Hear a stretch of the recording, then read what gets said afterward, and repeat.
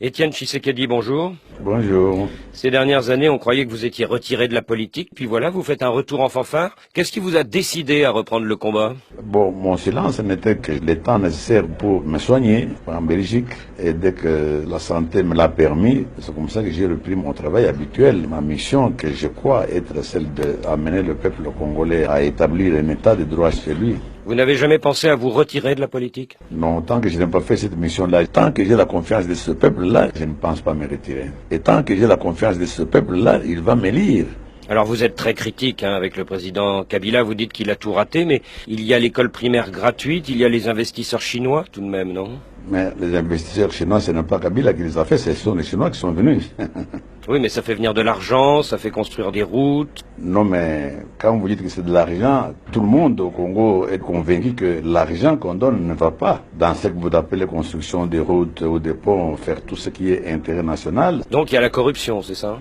Ah oui, elle est à une échelle jamais vue dans le monde, dans l'histoire de l'humanité. Et si vous êtes élu, qu'est-ce que vous ferez de mieux? Mais je commençais par une chose la plus simple, c'est de construire un État. Il y a un État quand il y a cette sécurité et juridique et physique, quand il y a la paix, quand il y a le travail, quand il y a des hôpitaux. Les seuls hôpitaux que nous avons, ce sont ceux que les Belges ont laissés en 1960. Donc quand il y a des routes de serve agricoles pour que les paysans n'aillent pas tous dans les villes et restent chez eux, parce que les routes peuvent les amener à écouler leurs marchandises sur le marché.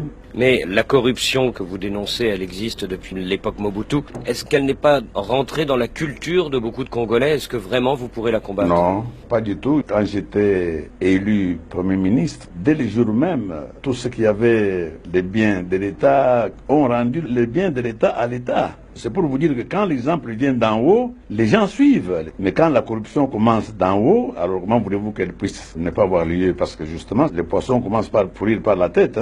Alors ces derniers mois, il y a eu du grabuge au sein de l'UDPS. Vous avez même dû exclure plusieurs de vos camarades. Est-ce que le parti est toujours au bord de la scission après le Congrès? Non, non, pas du tout. C'était une sorte de guerre de succession parce que tout le monde supposait que j'allais rentrer dans un cercueil et j'étais mort. Donc maintenant qu'ils m'ont vu en bonne santé rentrer et reprendre les choses en main, donc tout est rentré dans l'ordre, il n'y a aucun problème. Et vous pensez déjà à celui qui vous succédera dans quelques années? Non, ça, la démocratie s'en occupera. Certains disent que vous pensez à votre fils, Félix. Mais pas nécessairement. C'est un garçon qui a toujours aimé la politique.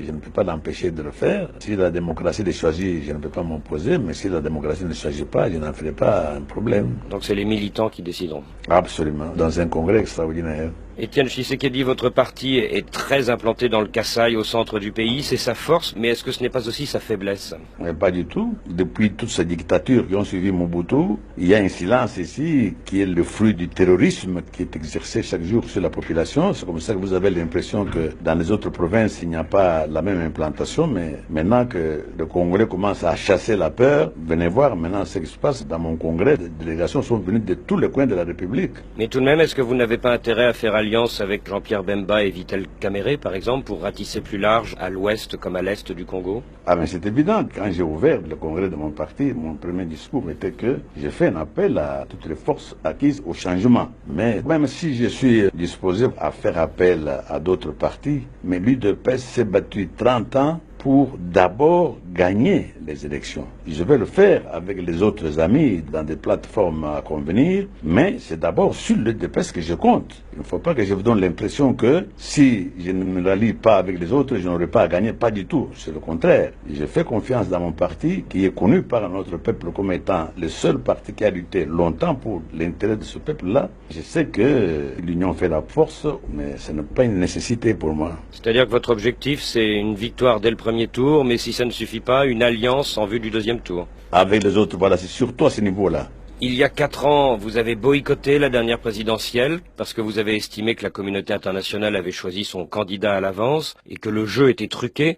Est-ce que vous êtes sûr que les choses ont changé depuis? Oui, je viens d'arriver de presque 3 ans en Occident. Je sais que beaucoup de ceux qui avaient été impliqués dans ces choix sont maintenant déçus, justement, par leur poulain. Et je crois que maintenant, ils n'ont plus de motif d'être zélés pour continuer la triche. Ils vont absolument laisser le jeu démocratique s'est joué normalement. Et c'est ce que vous avez demandé au conseiller de Nicolas Sarkozy que vous avez rencontré discrètement à Paris il y a un mois?